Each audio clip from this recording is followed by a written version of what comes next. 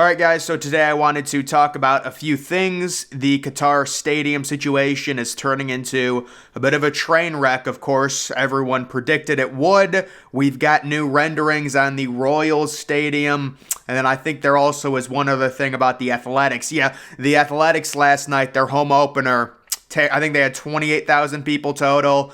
Everyone's talking about them possibly moving to Vegas. What's going on there? But first, talking about Qatar, the 7 super stadiums that they did build for the World Cup. Now that the World Cup has been over for multiple months, what is going on? The original idea was to take most of the stadiums, take out the seating, limit the capacity, and then use the seating and the materials in other countries that need it. You can see this is a new article from 2 days ago, Broken Promises, Future of Qatar's World Cup Stadiums Still Up in the Air. There appears to be no rush to dismantle and repurpose the venues despite lavish pre-tournament assurances on legacy. And of course, this is what tends to happen with these smaller countries. They say, oh yeah, we'll do everything, just let us host it. And the whole idea of Qatar building 7 super stadiums, really I would say 6 super stadiums, considering one of the stadiums was made out of literal shipping containers. I think it's called Stadium 974, which was constructed out of containers. You can see the photos of it. They're taking those containers, they're dismantling the entire stadium, and they're shipping them to other countries. And this is a photograph of all the bedding that they removed and threw outside from the living quarters of a lot of the people that were working there. There is no suggestion Qatar's plans have been shelved or will not be fulfilled, but the picture has certainly changed since June of 2021 when FIFA published its greenhouse gas accounting report for the tournament. The report said the post-tournament phase stretches from the end of the World Cup to June of 2023. During this time, the temporary elements of the venues, such as temporary seats and overall infrastructure, would be taken down. The Asian Cup and the 2030 Asian Games are currently the only major events in Qatar's calendar, although the country has been weighing up a bid for the 2036 Olympics. Oh, you've got to be kidding me. The 2036 Olympics in Qatar with these stadiums. Listen, I don't know if these stadiums are going to survive until 2036. Honestly, if they go abandoned at some point. Locally, the Asian Cup is cited as a major reason for Qatar's foot dragging over the execution of its stadium legacy. No bid has been made for that tournament when the plans were drawn up, yet the hesitancy to put at least some of its schemes into motion appears strange, given the tournament rarely attracts high attendances. So basically, you've got a very small country with too many super stadiums and really nothing to use them for.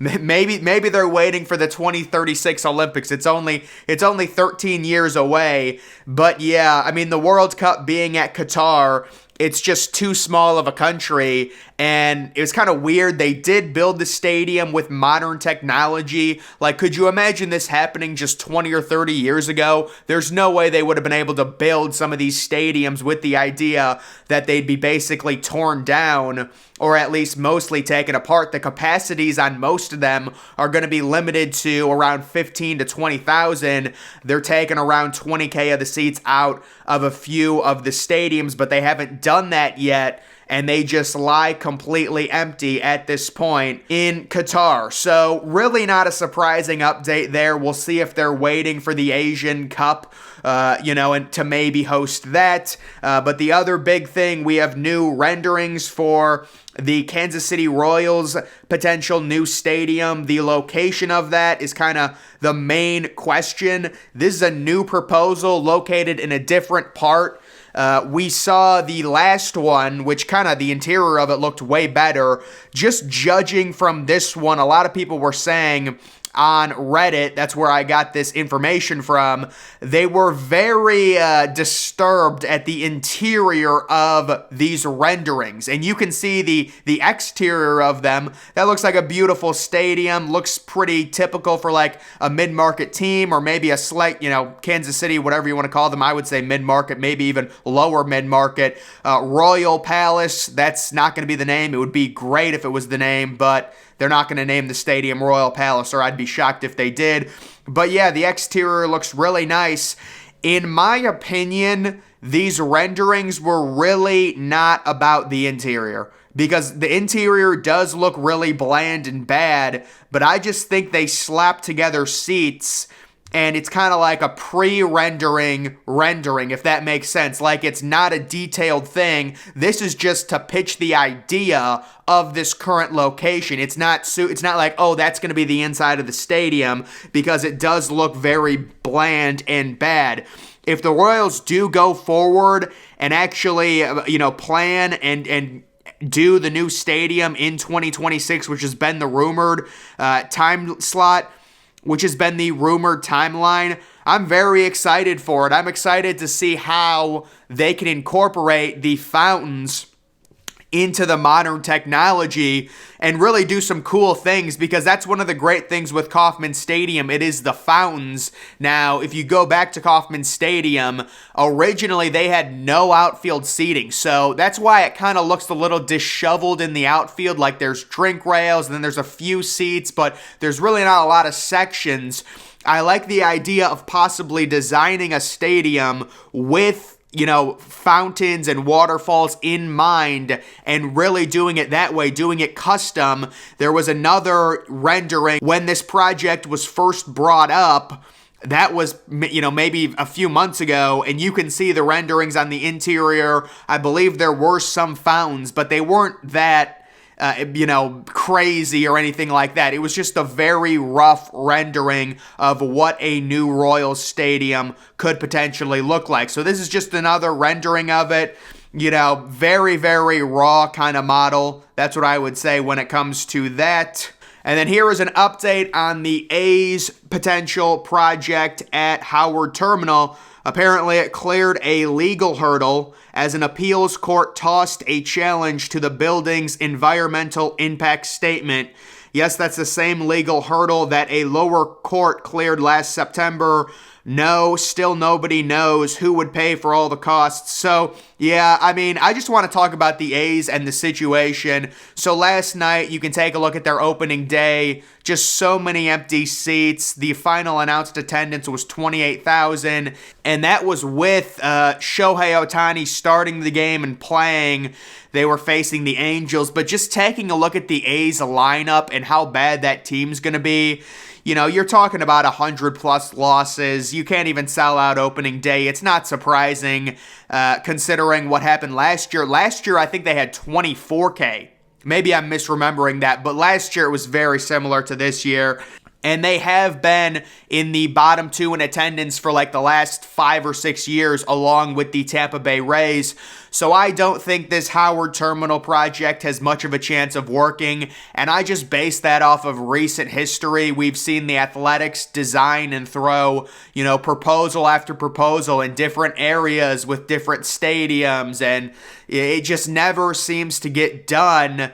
And like the difference, if you are Rob Manfred or you're any MLB executive, you have to think, look at the picture of opening day in Oakland and then just imagine a picture of opening day at a stadium in Vegas.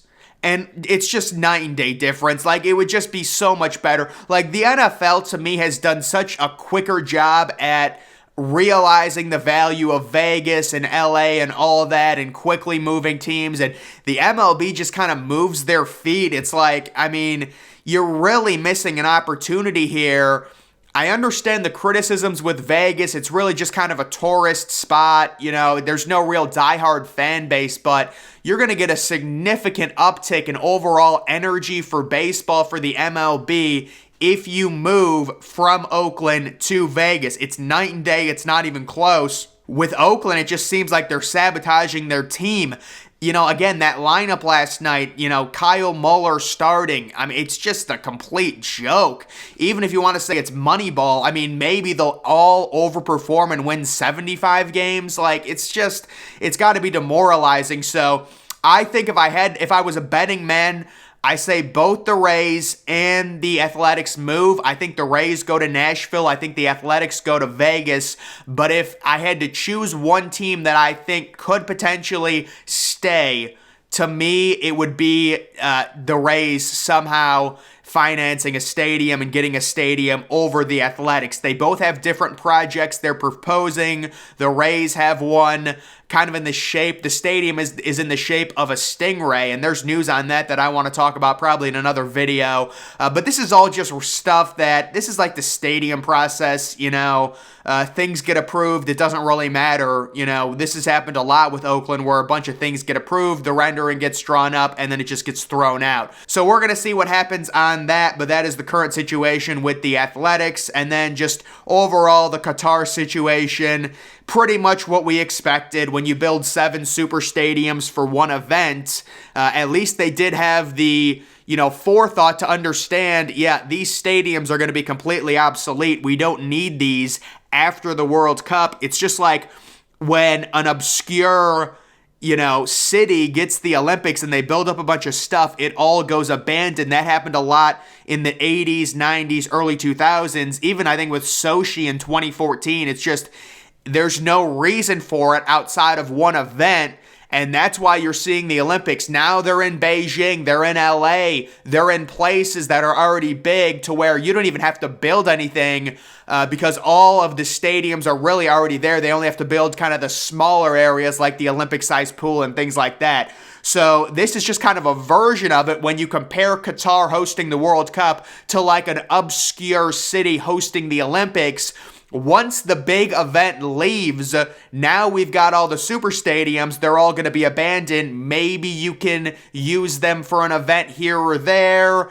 They're talking about the 2036 Olympics. That seems like kind of a Hail Mary.